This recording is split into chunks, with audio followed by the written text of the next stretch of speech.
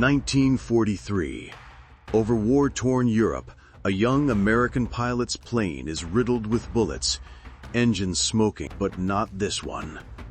This is the story of the P-47 Thunderbolt, the fighter that refused to die, and the machine that changed the air war forever. The story of the P-47 Thunderbolt began in 1941, when the world was at war and America needed a new, fast fighter plane. Most planes back then were small and light, built for quick turns and short fights. But the engineers at Republic Aviation had a different idea.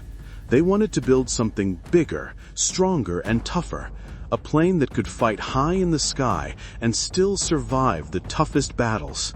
They designed the P-47 Thunderbolt, powered by a massive Pratt & Whitney R2800 engine. It was so powerful that when it started, the ground shook. The Thunderbolt could fly faster than 400 miles per hour and climb higher than most enemy planes. It was strong, reliable, and built like a tank. The pilots soon had a nickname for it, the Jug, because once it started rolling, nothing could stop it. It's 1943, and the new P-47 Thunderbolt is ready for battle. American pilots take off from cold, muddy airfields in England. Many of them are just in their 20s, nervous but excited. The first time they see the Thunderbolt up close, they're surprised. It's huge, heavier than most fighters. Some even joke it looks like a flying milk jug. But once in the air, the jug shows its power. Its big engine growls like thunder, pushing the plane faster and higher than almost anything else. The pilots quickly learn something amazing. This plane can outdive any enemy fighter and still come out strong. Soon the pilots trust their jugs with their lives. The Thunderbolt isn't just another plane. It's their flying armor in the dangerous skies over Europe.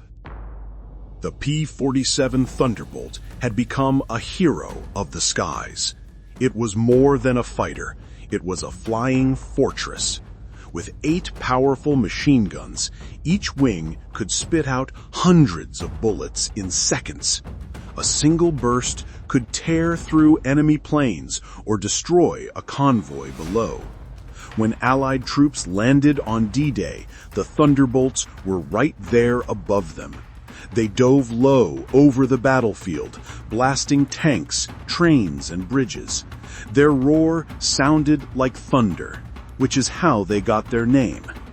The P-47s made it almost impossible for the enemy to move safely. Soldiers on the ground said hearing a jug overhead felt like having a guardian angel.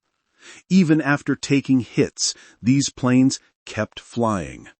They were tough, fast, and fearless, unstoppable in battle. It was June 1943. American pilot Robert S. Johnson was flying his P-47 Thunderbolt when German fighters attacked his squadron. During the fight, Johnson's plane was shot more than 20 times. Oil splashed across his windshield. His controls jammed.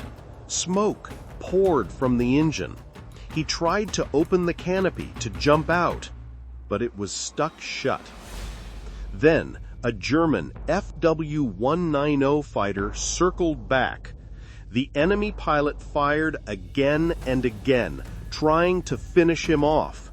But the P-47 just wouldn't go down. When the German ran out of bullets, he flew alongside Johnson, saluted him, and turned away. Johnson, barely able to see, guided his damaged plane all the way back to England. As the war went on, a new American fighter arrived, the P-51 Mustang. The Mustang was sleek, fast, and could fly very far. It had long wings and a powerful Merlin engine that let it escort bombers all the way to Berlin and back. The P-47 Thunderbolt, on the other hand, was bigger and tougher. It couldn't fly as far, but it could take heavy damage and still bring its pilot home. The Mustangs ruled the skies, chasing down enemy fighters, but the Thunderbolts ruled the ground, destroying tanks, trains, and enemy bases. When soldiers heard the deep roar of a P-47 diving in, they cheered. It meant help had arrived. In the end, both planes were heroes. The Mustang won air battles, but the Thunderbolt won hearts with its strength and loyalty. The P-47 Thunderbolt didn't just fight in Europe.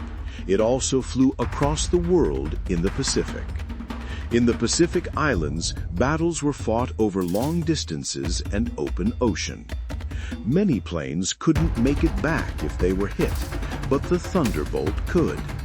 Its strong engine and thick armor kept pilots alive even after taking damage from enemy fire. The Thunderbolt helped American troops on the ground by destroying enemy bunkers, ships, and supply lines hidden in the jungle. Pilots often said the P-47 felt like a guardian angel watching over them. Whether it was flying over the beaches of Normandy or the islands of the Pacific, the Thunderbolt proved it could handle anything, any weather, any mission, anywhere. From Europe to Asia, it became a symbol of strength, courage, and survival. The P-47 Thunderbolt didn't just win battles, it built a legacy of strength and survival. By the end of World War II, more than 15,000 Thunderbolts had been built. They flew over Europe, Africa, and the Pacific, protecting soldiers and destroying enemy targets. Many pilots said the P-47 saved their lives. It could take hits, lose power, and still bring them home safely. After the war, the Thunderbolt became a symbol of courage, teamwork, and smart engineering. Today, only a few of these jugs still fly, carefully restored by people who love history. When they roar across the sky at air shows, the crowd can feel the same power and pride that once filled the air in 1944. The P-47 reminds us that heroes aren't just people. They can be machines that carried brave souls to victory. The P-47 wasn't the fastest or the prettiest, but it was the toughest. A true American juggernaut. If you enjoyed this story of courage and engineering brilliance, hit subscribe and join us as we uncover more forgotten heroes of the Second World War.